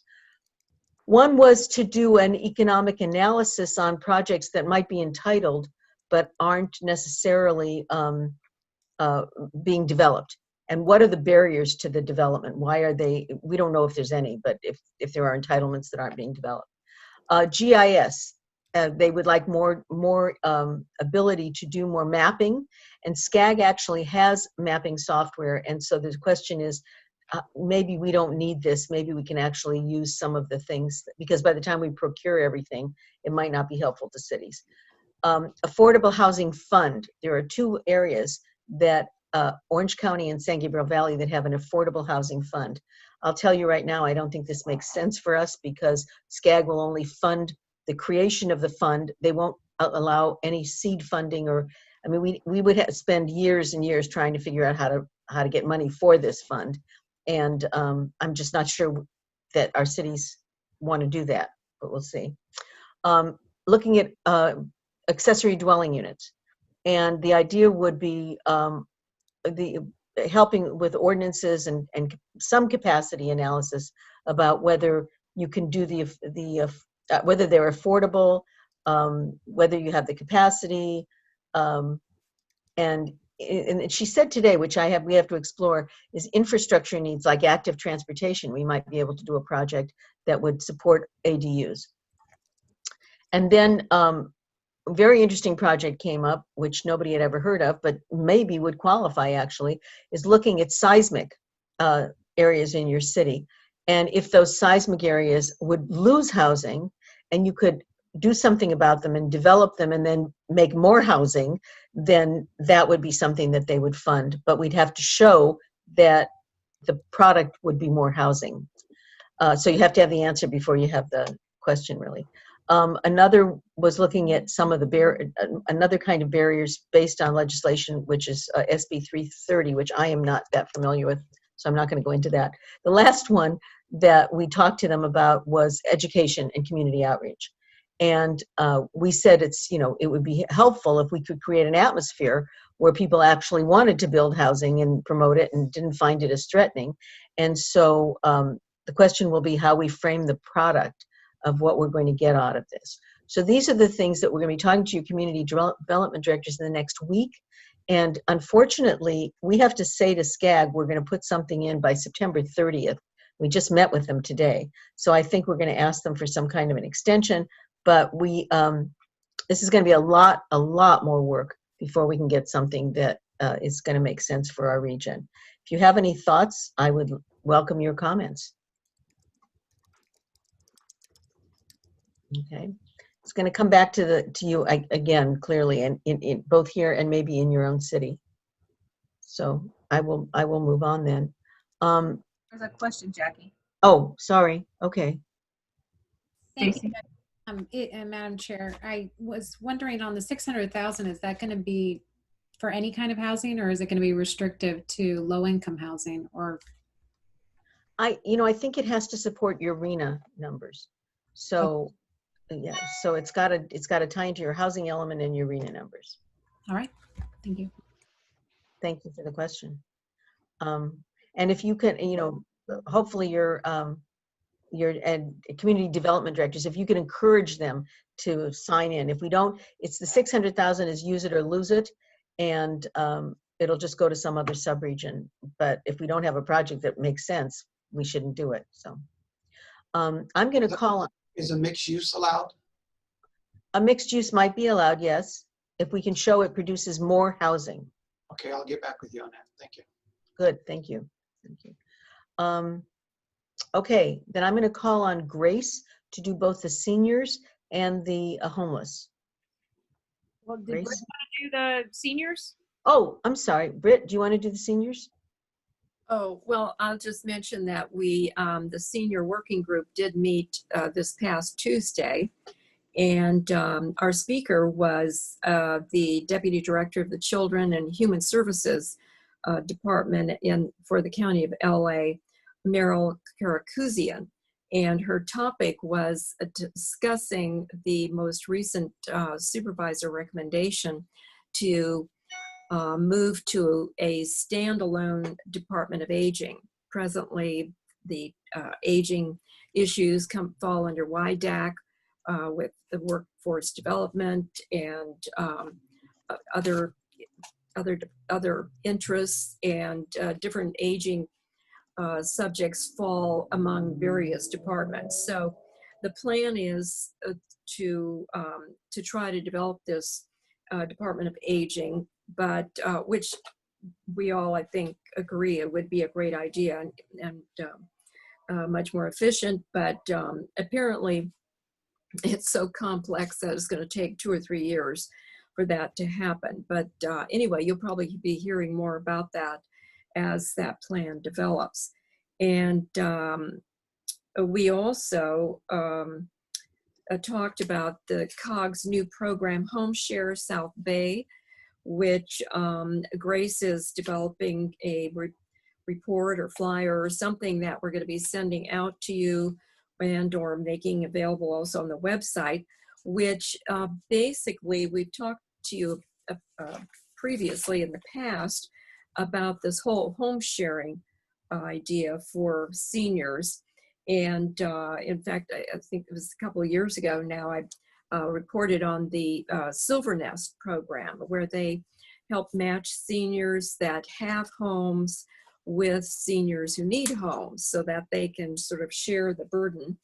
And in fact, part of that agreement in terms of renting a room in someone's house, that you could maybe trade services, that the person could help with some of the more elderly seniors, cooking and cleaning and driving them to appointments and that sort of thing. So it's a very exciting program, and I think much needed. And I don't know, maybe Grace, you want to give any more details on that as to when? I guess it's launching in October, but you're working on the report at this point. Yeah, and thank you for that segue. We're actually, because this crosses both senior services as well as our homeless services, because if you hopefully recall, the home sharing was a program that we're looking at on a region-wide basis, and it's a prevention strategy with homelessness. And so we are receiving we're using some of our innovation funds from the county to do this program. And I know I sent Natalie the logo. Oh, so this is our logo for our Home Share South Bay program. So we're really excited about this. So we're slowly moving forward. And I just want to share a little bit that with the money from the innovation funds, the whole idea with the home sharing program, and as Britt mentioned, we're partnering with Silver Nest, which is an online service to facilitate home sharing. So as people sign up for the program, they can get matched, and there's screening available. There's connecting where you can chat back and forth with prospective home seekers. There's also the opportunity to create an individualized lease for the home seeker, or soon to be called the housemate. And what's really exciting with Silver Nest is they are now providing up to $100,000 for the homeowner in insurance. So if there's any damage caused by the housemate, then this insurance covers it. And it also covers up to $10,000 for the housemate's belongings. And so in the past, Silver Nest had charged like $25 a month for a homeowner to be part of that, to basically buy a membership. And then you just pay $25 a month for as long as you're using that membership. It gives you unlimited opportunities to meet people, to do a match. So what Silver Nest did is they underwent some changes with their program. And now what they're doing is the membership fee does not kick in until the match is made and rent is going to be starting to be collected, and there's an opportunity for rent to be collected and automatic rent setup, a rent payment. And then right now, the monthly rent is going to be 5%, or the monthly fee is 5% of what the monthly rent is. So for instance, if you rent out a room in your home for $800 a month, your fee would be $40 that would go to Silvernest. And so what our program, our pilot program is doing is we have limited free memberships for up to 6 months. And the caveat is we don't want to just give away these memberships to what my coworker Lori calls the tire kickers, people that are just trying it out. We really want people to be, when they're ready to sign up and ready to go with this program, then we're going to give them the golden ticket or the information and access to our landing page, which is how then they would become, get that free membership. And then also part of this is they are doing background checks on the home seekers. And so we have funding to pay for up to 90 background checks because, ideally it would be great if somebody developed their profile and they found an individual and it would just take one person to meet and then to match and all that stuff. But, like when you're out in the dating world, you have to kiss a lot of frogs before you find your prince or princess. So I guess in the same way, you're kind of trying out or checking out a number of different housemates before you decide on one to move into your home. And so we're really excited about this because, as I mentioned earlier, it's a prevention strategy. So we're trying to keep older adults who may be house rich, cash poor in their homes. So this could bring in a little bit of extra income to them. And as Britt mentioned, it could also be in exchange. There could be some income or some rent, as well as exchange of services, maybe for a reduction in rent or potentially just pure services. So a lot of things that, a lot of nuances in it, and the algorithms are actually kind of interesting in that we were explaining that to Jackie this morning, is that you put in your house description and your location of where you're located, you identify the amount of space that you may have available. And then based on the location of your home, the amount of space that you have available, the Silvernest algorithm will give you an idea of what you might want to charge for rent. So, so when if you go on the Silvernest website right now, there are some houses or some locations that are available where it's $1,000 rent or $900 rent, but those are also suggestions. And so it's something that we can hopefully negotiate between a housemate and a homeowner. And so right now we're really working on, as Britt mentioned, we are doing a soft launch of the program, hopefully early next month. So we're working on developing our promotional and marketing materials. And we have in fact, a call tomorrow with Colleen to further discuss some of the marketing aspects of this program. And then we're going to be starting our outreach because the hardest part is trying to find those homeowners who want to open up their home. So we're going to be working with our senior villages. I know Chairwoman Valentine was a participant at our senior services working group the other day, and she offered to make sure that we got all the information out to our cities to hopefully get that information in turn on the city websites, and just looking for all kinds of different ways to get the word out. So we're making a list of where we want to get that information out. So that's kind of it in a nutshell. Does anyone have questions? I just wanted to make a comment. I was particularly intrigued by the fact that Silvernest is going to do a background check. I really think that is so important because you're directing this at seniors, and many of them would not have any idea how to do that and how to get information that could help them. But having a background check is critical if you're going to have someone living in your home. So the fact that they're going to do a background check, to me, is very important. So that's a big attraction for me. And as I said before, I know that there are seniors in my city who, live in large houses and live alone. And I'm sure that many of them, if they know about the program, they would be interested in it. So this is a great program. I'm looking forward to it. Great, thank you. Question? Are there questions? Yeah, I have a question. Please go ahead. Okay, thank you, Madam Chair. So Grace, I like the program and where you're heading with it. It's actually interesting because, you know, we have obviously a large senior population on the peninsula of like 25% of our residents. And one of the things that we also have been talking about is, as people are considering ADUs and JDUs, which is a separate topic, kind of, that will go toward our RENA numbers, which our city has a fairly large number, which many of the cities on this call do as well. So I wondered if there's a way that that can be coordinated with people that are interested in that extra income stream, but also helping you out with that program, kind of a win-win for everyone. Yeah, that's a good comment, because we'll see, because I don't know at this point if bringing somebody in would count towards a city's RENA numbers, but that's something that we can definitely investigate.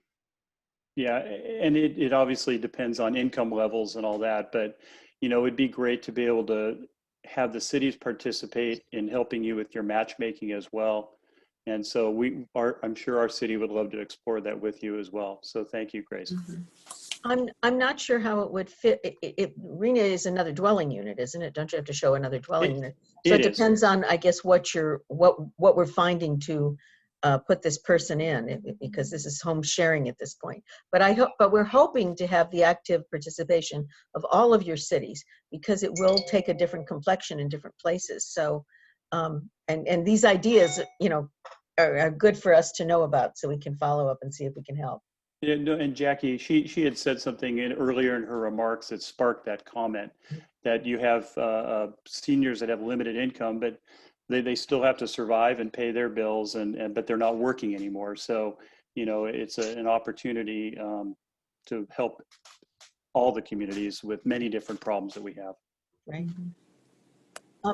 I was going to go on and mention one other housing issue, homeless issue, I guess, and that is that the cities, the COGs, all work with LAHSA and the county, and it's sort of impossible. I don't know who's on the call, but it's really sort of impossible. The bureaucracy is very great, and San Gabriel Valley this week just sort of emailed everybody and said, are you guys having trouble with LAHSA? And I don't know if that's the LA Housing Authority. And what I didn't realize until Grace told me about this is that the Board of Supervisors each has a seat on the board, but the City of LA has 5 seats on the board. So it's 5 and 5, and it's really very beholden to the City of LA. So the Board of Supervisors is looking at other possible governance structures. One has actually suggested that the COGs have a seat. I'm not sure we have time to do another thing like that, but it is something that we will be talking to our subregions about, working with maybe the county about. And if you see things, I'm telling you this because if you see things in the paper, this is something that we will be monitoring as well. And just to add on that, if I may, I did learn today that towards the end of the year, there is a timeline for kind of the re-governance of LAHSA, and there was, so by the end of the year, they're supposed to come up with some new plan, and then it's supposed to be finalized early in the new year, because LAHSA, City of LA, County of LA representatives have started the meetings to look at the governance of LAHSA. Okay, nobody's brought us to the table, but we'll see. No, yeah. Okay, so the next. I have my hand raised. Okay. Madam Chair. Madam Chair. Recognize me? Can I speak? Yes, go ahead, please. I'm sorry, go ahead. So I want to go back to this home sharing with Silver Nest. What I'm understanding is that they're charging 5% based on the rent that you get every month. And it's infinitum because of their service they're providing. That's number one. And then number two, there's $100,000 of insurance appropriated for that owner of that house. Is there a deductible should there be damages? No, there is no deductible, and there's no application fee for any of that either. the nice thing with what Silvernest does provide is they help, like for instance, if the match doesn't work out, or if you decide that you have, let's say you have a 4-bedroom home and it's working so well, and now you want to bring in somebody else, you can still be accessing Silvernest's website to find more matches. And so part of that monthly fee is to help generate a lease that will be developed between the housemate and the homeowner. It'll do the rent collections, so you can be the automatic payments, and then also it includes the insurance now. So What about evictions? What about evictions? You know what? We have asked all kinds of different questions related to that, and Silvernest has been in existence for a little over, I think, going on 2 years now, and they're actually nationwide. They serve all 50 states, and they have not found that to be an issue, because you do enough kind of pre-work, groundwork before you even sign the lease. And you can set up the lease for a trial. You can set it up for 1 month, 3 months, 6 months, 1 year at a time, and then just revisit as you go along. Does it qualify under the current governor's purview of the COVID-19 of no evictions? That is what we do. We still need to figure that part out, because those are the questions that we're still working on and trying to find out. Okay, thank you. Are there other questions? Okay. Jackie, go ahead with Tech Talk. Okay, I actually combined Tech Talks with the other one that I did. So we're now at the police operations. Okay. And I noticed that Mayor Butts is not on the call, but let me just tell you what's going on, and then I hope the members of the committee will jump in. As you know, we've had 2 special meetings on police operations, public safety in the South Bay, and the role of the elected official, which is really what it's been all about. And so our committee is made up of Drew Boyles, Christian Horvath, Olivia Valentine, and Hildy Stern. And Jim Butts has been giving us advice and doing a lot of, he's been at several of our meetings. At a couple of meetings ago of the subcommittee, it was agreed that it would be helpful to cities if there were questions that we could present that you could ask your police chief, that would help your police, that help you find out more about your police operations. And maybe with those questions at the end of after you ask that, we would have another meeting at the COG, whether to either share the responses or to just discuss the responses and see about, what we've learned about how our police are doing and the role of the police. And some of those questions are, and so I didn't know the questions to ask. So we contacted Jim Butts, who was very helpful. As you know, he has a lot of experience in this, and he came up with questions that there are reasons why you would ask. There are things, I think I mentioned to you at the last meeting, he was saying that there are laws that if you don't expedite something within a year, then you can't even punish the officer. So he was asking questions about how many use of force complaints, how many disposition, who do you complain to, and who's the highest person in your police department that even sees those complaints. Those are the kinds of questions. He says that your police departments should have these automated, and they should take only it shouldn't take that long for them to run the responses. And we've discussed the fact that those cities that have the sheriff, because we have 7 of our cities use the sheriff, should probably be asking the captain of your substation these questions as well. And one of the things about asking the questions is to see what kinds of answers you get. And if the sheriff doesn't answer them, that's another story, because these are things that you need to know or should know if you really want to understand the operations of the police in your city. So I guess I'm losing my notes here. So he's been really great in giving us his expertise, and he still isn't on, I guess. Okay. So I want to ask members of the police subcommittee if they have anything to add. What I was going to do tonight is give you this heads up that these questions will be coming to you, that we'd like you to get responses from your police in the next couple of weeks, so that the police subcommittee can at least use some of the responses if you're willing to share, or at least the responses they get, to think about what we might want to discuss at another subsequent meeting. So this is a heads up. But I want to ask the members of the subcommittee if they want to, if I left anything out or you want to add anything. Yeah, Jackie, you did a great job of summarizing it. I think what the basic purpose here is to help each council learn what's going on in their police departments, to get in touch with the methods that are used by the police department. This is specific to the use of force and the kinds of questions that you need, the kind of answers you need to know about how force is used and what policies are followed and so forth in your police department. So it's to help you get in touch with what is going on in your police department. And I wanted to make sure that you know, the letter, before the letter goes out, everyone understands that we want you to share this with us because we want to be able to have a discussion that will help you get a better understanding of what to expect and what's standard and what, you know, what may be outliers and so forth. But whether or not you decide to bring the information back to us is voluntary on your part. So I want to make sure you understand that. This is for you. This is for you to help get you to understand what's going on in your police department.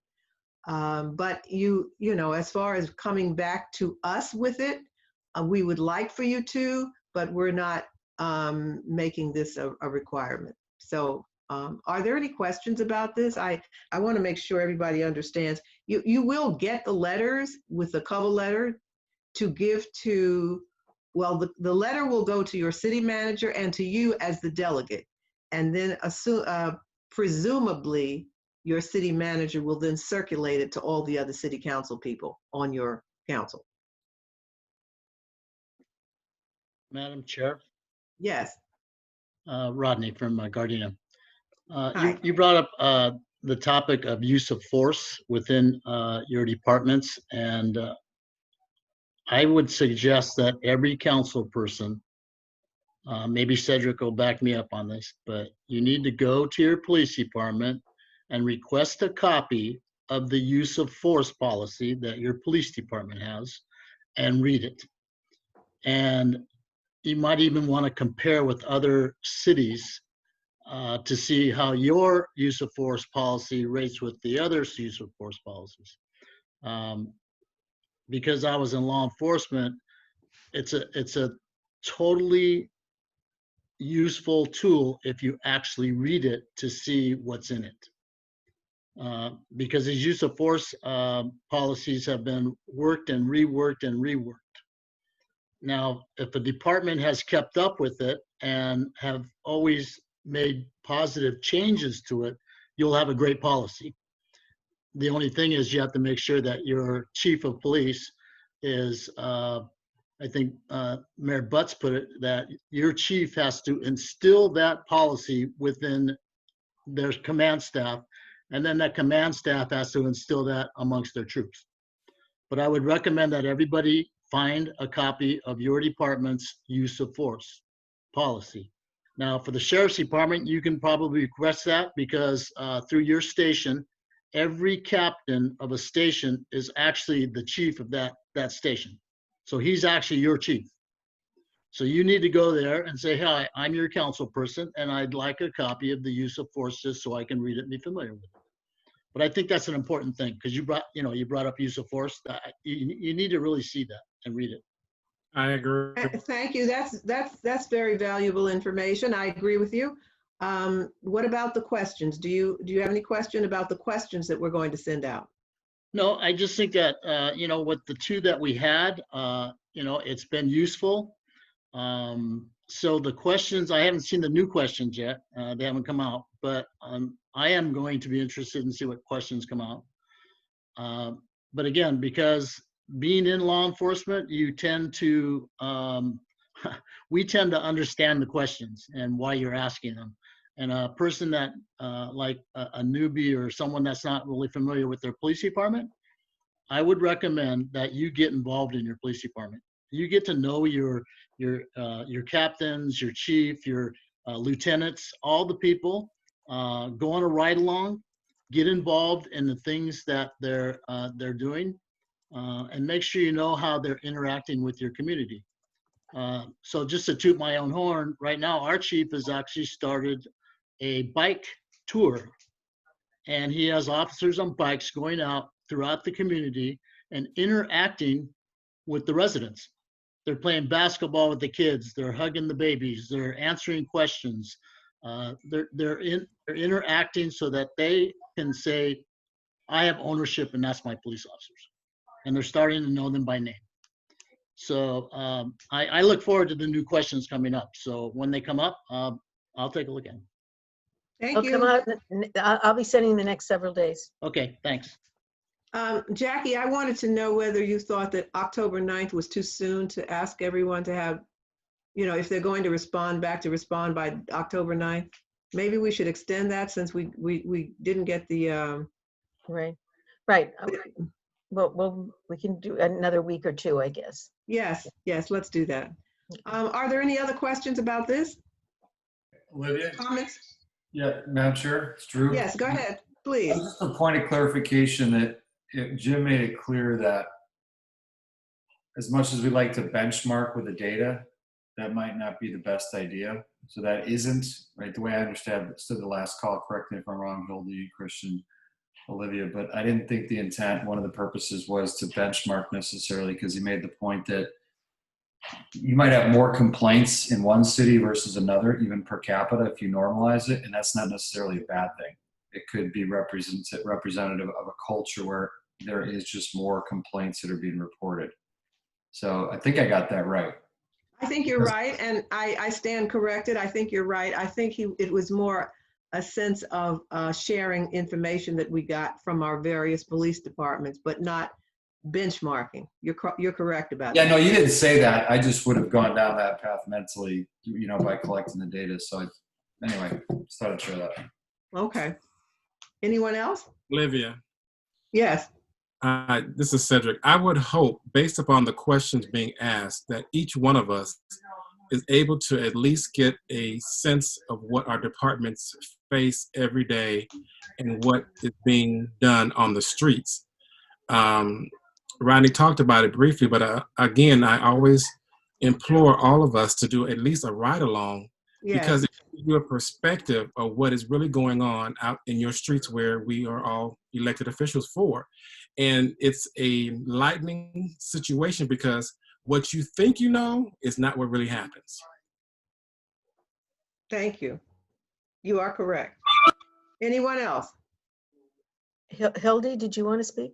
Yeah, I just wanted to say all of this is underscoring just how important it is for us to continue having these conversations, right? So these questions are a way for us to then be able to get back together and talk about some of these things. And certainly for those of us that are, newer to police departments or haven't had experience, so that we can talk about why these questions even matter, what's important in these questions.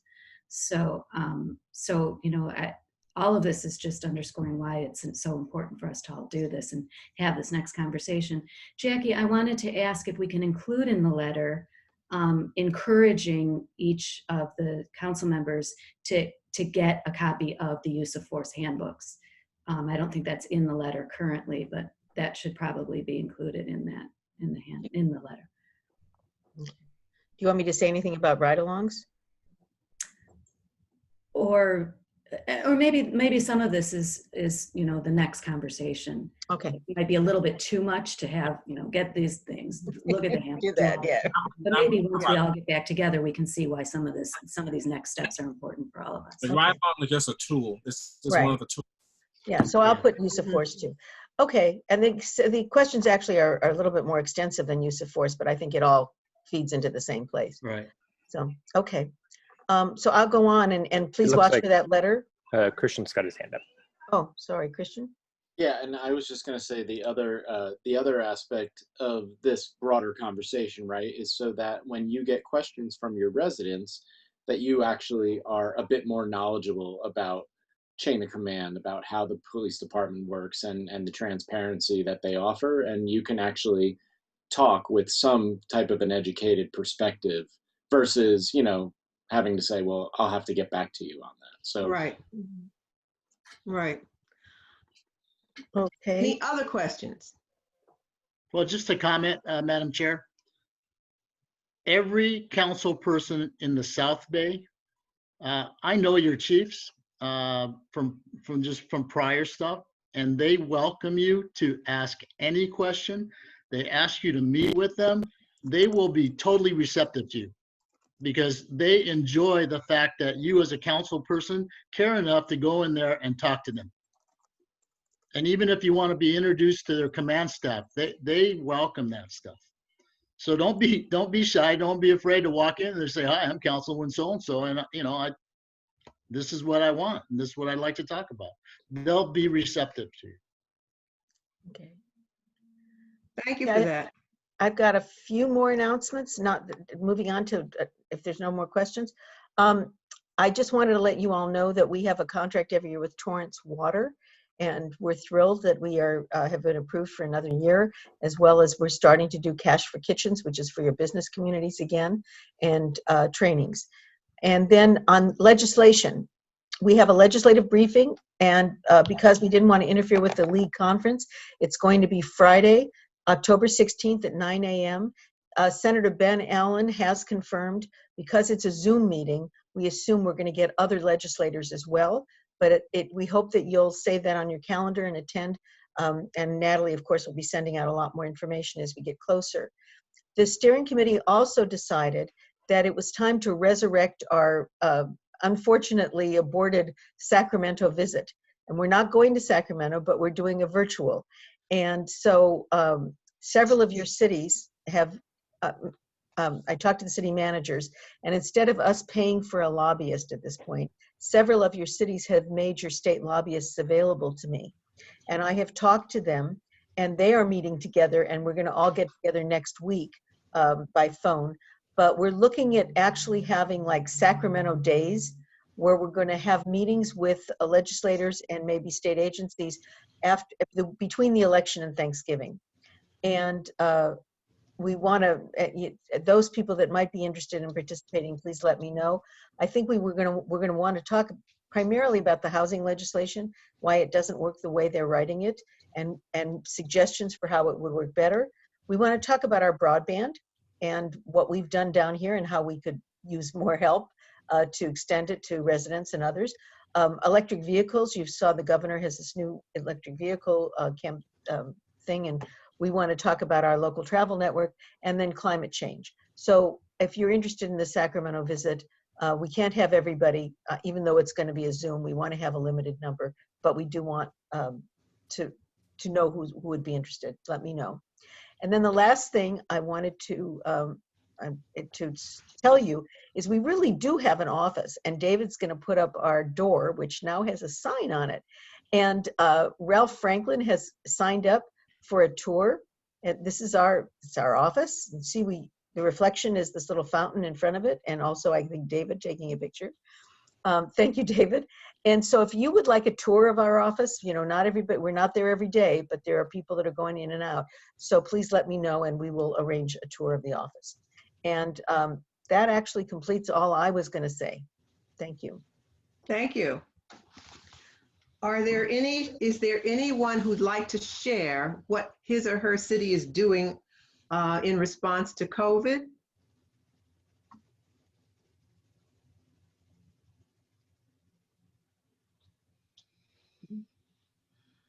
everybody's COVIDed out. I can take that off. We're not open enough to talk about it. Olivia, if I can jump in for just a second. I just wanted to highlight that the governor did authorize for, last night he signed an executive order authorizing cities to extend their commercial eviction moratorium through, I think it's March of next year. So that he's basically giving cities, he's extending the authority you already had to put in place commercial evictions. So Can you make that available to us? Can you send it to Jackie? And Jackie, could you make that available to all of us? I'd like to actually get that. Thank you. Okay. Is there anyone else who'd like to share anything on the pandemic update? Okay, we'll move on to agency reports. Oral reports will only be made to clarify or amplify written attachments. Now, we have no attachments received for this portion. Is there anyone who has an oral report? Well, we have written the written attachments are on the consent calendar. We put them at the back, but those are on the consent calendar. Are there any? Okay, so we're looking now for oral reports where there is no written report. Am I correct? Right. Okay. Are there any? What about the South Bay Workforce Investment Board? It's not here. Did we get Metro Service Council? We don't have any reports from them. Okay. SCAG committees? Mark Henderson included one in the consent calendar. Okay. I presume there's none from the AQMD? No. Santa Monica Bay Restoration Commission? And definitely there's no KHHR report because there hasn't been a meeting. Our meetings are quarterly. California Association of Councils of Government? I think Britt is gone, and that yeah, Britt is gone, and that has I'm having a staff meeting next week, so it will be able to report something. Are there any upcoming events and announcements that anyone would like to make? I have a couple, too. Darn it. But Councilman Shen had his hand up and my phone is ringing, so maybe he should start. Okay, Councilman Shen, okay. Thank you, Madam Chair. This is not news.